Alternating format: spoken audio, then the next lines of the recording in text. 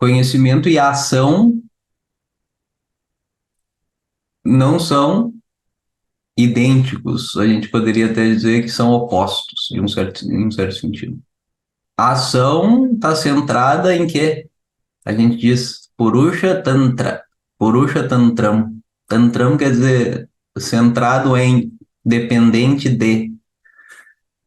Purusha, Purusha quer dizer o ser humano, que tem livre-arbítrio. A ação é centrada no na sua vontade, no seu livre-arbítrio, na sua volição. Então, vocês podem se engajar numa ação se vocês quiserem ou não, né? Jacir, levanta e canta o hino nacional. Jacir pode fazer. Ouviram do Ipiranga as margens. Pode fazer. Pode não fazer. Não acatou o meu pedido. Ou ele pode sentar e cantar. Ou ele pode cantar o hino, outro hino. Ele pode cantar, ele pode não cantar, ele pode cantar de uma forma diferente. É uma ação, está centrada na vontade, no arbítrio, na volição do sujeito. O sujeito escolhe ou não fazer. Tendo feito, exige um resultado limitado para aquela ação.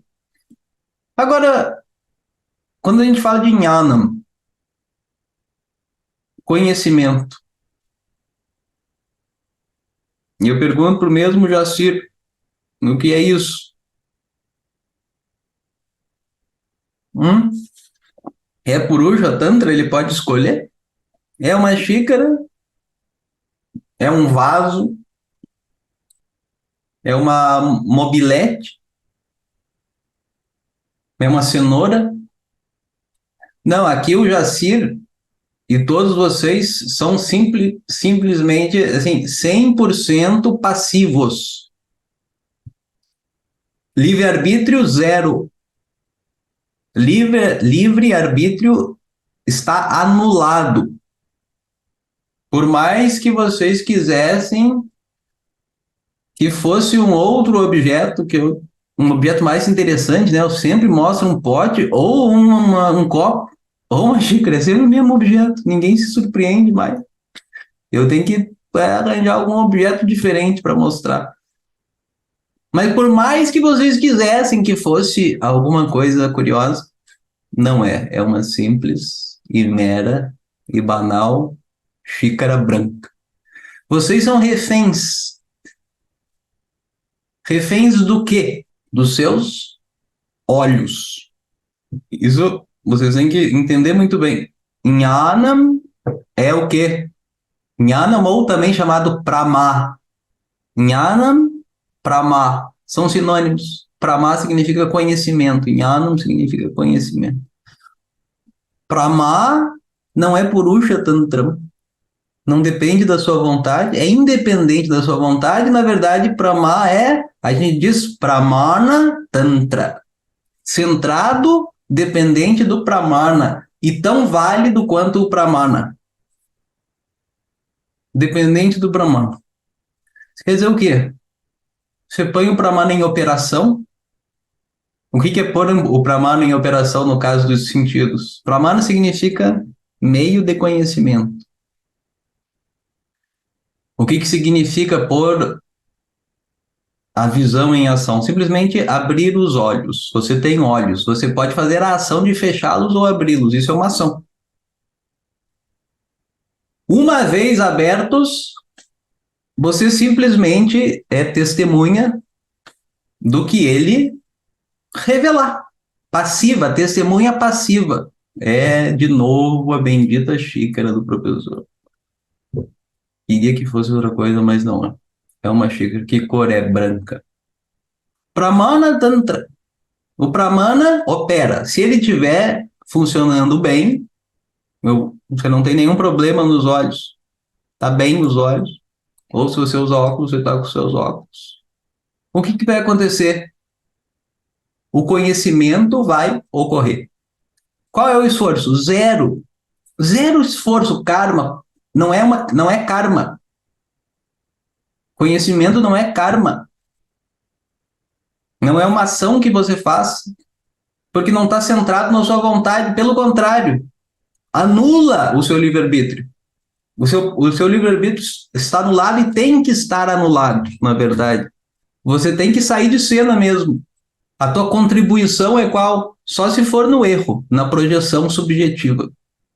Aí você distorce o Pramana e vê errado, entende errado, por causa da sua interferência. O que eu quero dizer é, qual é o papel da ação no conhecimento? Aparentemente, nenhum. Aí quando chega no autoconhecimento, as pessoas têm a noção de que elas podem fechar o olho e perguntar, né?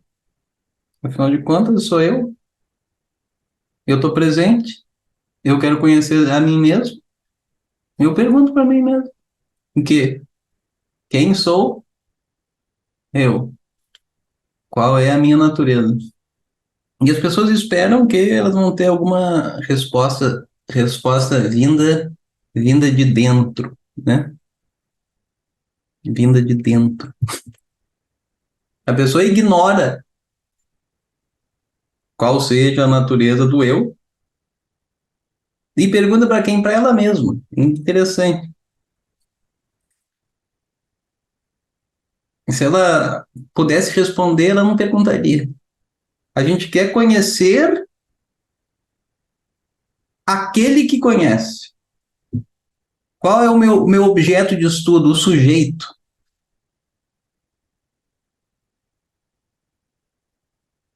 Quem é o sujeito? Aquele que opera os pramanas.